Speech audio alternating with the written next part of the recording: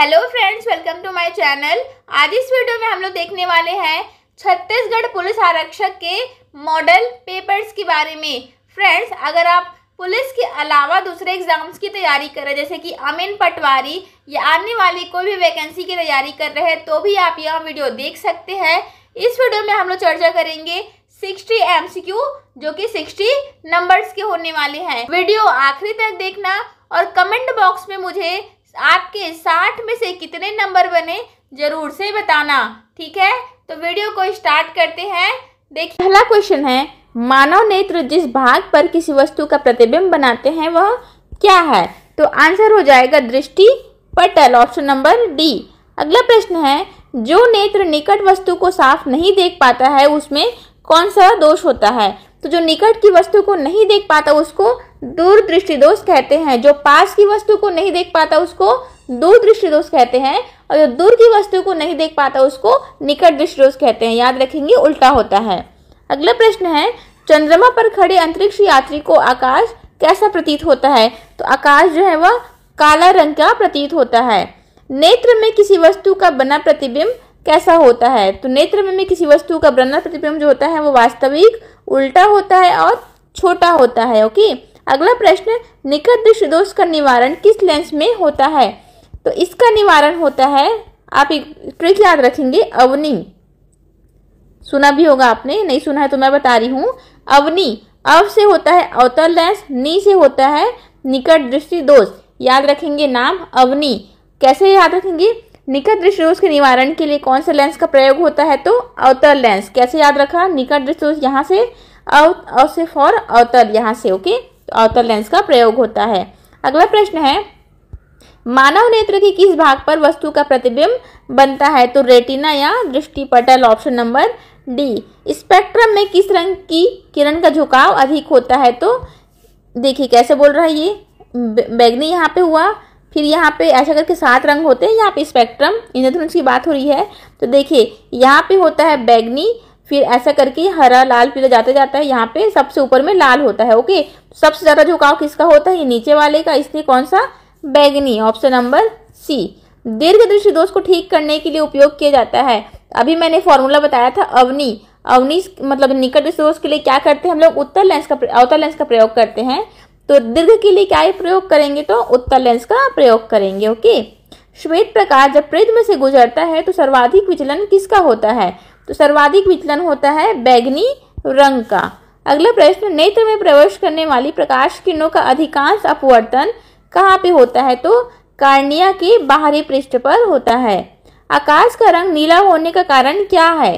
तो इसका कारण है अपवर्तन, ऑप्शन नंबर सी। अगला प्रश्न, मानव नेत्र में प्रकाश किस रास्ते प्रवेश करता है? तो किसके रास्ते प्रवेश करता है? तो पुतली के रास्ते प्रवेश करता है। अगला प्रश्न देखिए, कैमरे की तरह नेत्र में प्रवेश करते प्रकाश के परिमाण को नियंत्रित कौन करता है?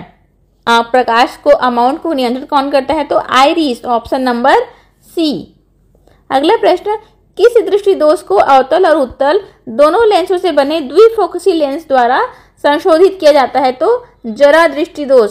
ठीक है, इसमें अवतल उत्तल दोनों लेंस लगे होते हैं। ठीक है। स्वस्थ आंख के दूरी बिंदु होते हैं, तो ये होते हैं अनंत से 25 सेंटीमीटर, ऑप्शन नंबर डी। अगला प्रश्न है, अभिनेत्र लेंस की फोकस दूरी में परिवर्तन किया जाता है किसके द्वारा? पक्षाभिपेशियों द्वारा, ऑप्शन नंबर डी। मानव नेत्र अभिनेत्र लेंस की फोकस दूरी समायोजित कर विभिन्न दूरियों पर रखी वस्तुओं को फोकसित कर सकता है। ऐसा होने का कारण क्या है? तो ऐसा होने का कारण रहता है समंजन करना। ओके।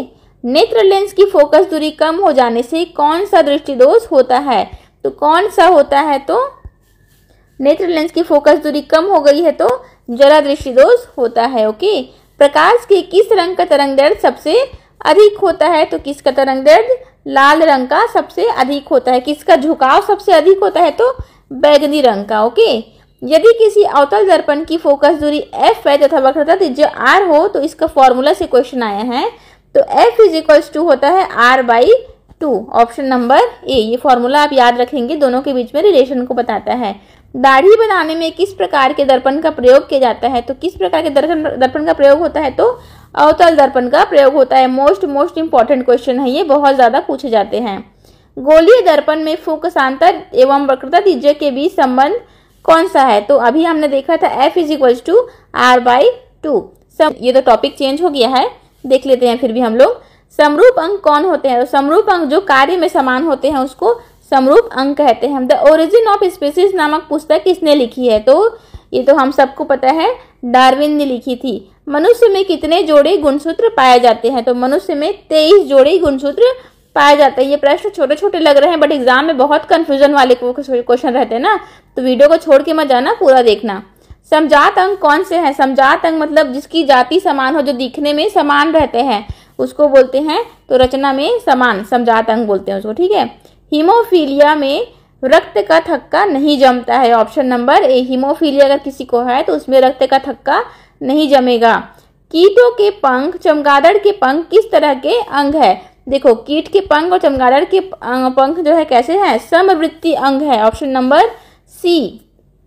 वर्तमान प्राणियों में कुछ संरचनाएं ऐसी पाई जाती है जिनका शरीर में कोई अब उपयोग नहीं रह गया है, ऐसी संरचना को कहते हैं अवशेषी अंग। अवशेष मतलब होता है बचना, तो अवशेषी अंग कहते हैं। कोशिका में पाया जाने वाला आनुवांशिक पदार्थ कौन सा है? तो कोशिका में पाया जाने वाला आनुवांशिक पदार्थ है ये प्रोटीन है, प्रोटीन पाया जाता है। अगला प्रश्न है, जीन क्या है? जीन जो है वो डीएनए का एक भाग है। जीन शब्द की प्रस्तावना किसने की थी? तो जीन शब्द की प्रस्तावना, देखो यहाँ पे प्रस्तावना पूछा है ना, अगर जीन शब्द की उत्पत्ति किसने की थी तो वॉटसन एवं क्रिक ने की थी, लेकिन प्रस्तावना पूछेगा तो इनमें से कोई नहीं।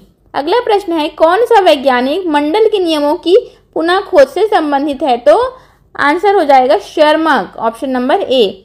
मानव में कितने अमीनो एसिड पाए जाते हैं? तो 20 अमीनो एसिड पाए जाते हैं। अगला प्रश्न है, अनुवांशिकी उत्परिवर्तन किस में होता है? तो अनुवांशिकी उत्परिवर्तन होता है डीएनए में। अगला प्रश्न, गुणसूत्र बने होते हैं। गुणसूत्र में क्या क्या चीज होता है? तो इसमें होता है डीएनए, प्रोटीन्स और आरएनए। Option number C. अगला प्रश्न, कोशिका में आनुवांशिक पदार्थ क्या है? तो कोशिका में आनुवांशिक पदार्थ क्या है? गुणसूत्र है। अगला प्रश्न, जीन कहाँ स्थित होते हैं? तो जीन जो है वह गुणसूत्रों में स्थित होते हैं। Option number D. अगला प्रश्न है, अनुवांशिकी इकाई कौन सी है? अनुवांशिकी इकाई है जीन। ओके, जीन को अनुवांशिकी इकाई बोलते हैं। जीन शब्द किसने प्रस्तुत किया था? तो जीन शब्द जो है वह लेमार्क ने प्रस्तुत किया था। अगला प्रश्न, मलेरिया उत्पन्न करने वाला मच्छर मादा एनाफिलिस जिसको बोलते हैं, किस जल में उत्पन्न होते हैं? साफ जल, गंदा जल, मीठा जल? इसका आंसर तो हम सभी दे सकते हैं, गंदा जल में, ठीक है, साफ जल में नहीं होता है। अब फिर दर्पण के प्रश्न आ गए हैं। तो काल्पनिक प्रतिबिंब होता है, तो काल्पनिक प्रतिबिंब जो रहता है वह हमेशा उल्टा होता है। अगला प्रश्न, 1 मीटर फोकस दूरी वाले उत्तल लेंस की क्षमता कितनी होती है? तो यह होती है 1 डायप्टर। ओके, अवतल दर्पण से परावर्तन के बाद मुख्य अक्ष के समांतर एक किरण मुख्य फोकस से होकर गुजरती है। यह एक प्रकार का थ्योरी है, मुख्य फोकस से होकर के गुजरती है। अगला प्रश्न है, किसी दर्पण से वस्तु को कहीं भी रखने से वस्तु के बराबर आकार का सीधा प्रतिबिंब बनता है तो दर्पण होगा, मतलब सीधा प्रतिबिंब बन रहा है तो दर्पण जो है वह अवतल हो जाएगा। सीधा प्रतिबिंब हमेशा अवतल में बनता है।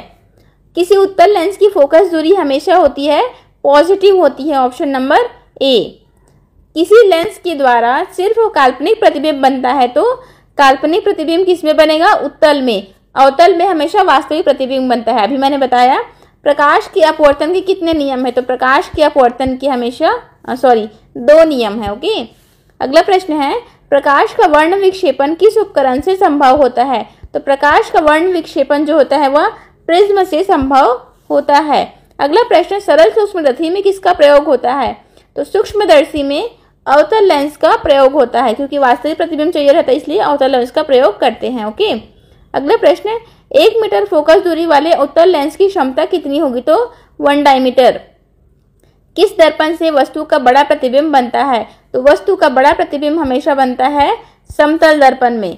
एक आप मुझे पॉइंट बताइए, अगर आपको अगर अपना पूरा प्रतिबिंब देखना है तो आपको किस साइज का दर्पण यूज़ करना होगा, आप मुझे कमेंट करके बताइए। नहीं पता तो मैं बताऊंगी अगले वीडियो में।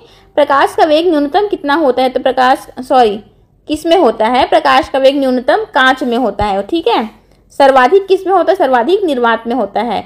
निम्न में से कौन सा पदार्थ लेंस बनाने में प्रयुक्त नहीं किया जाता? तो लेंस बनाने में मिट्टी का प्रयोग नहीं कर सकते।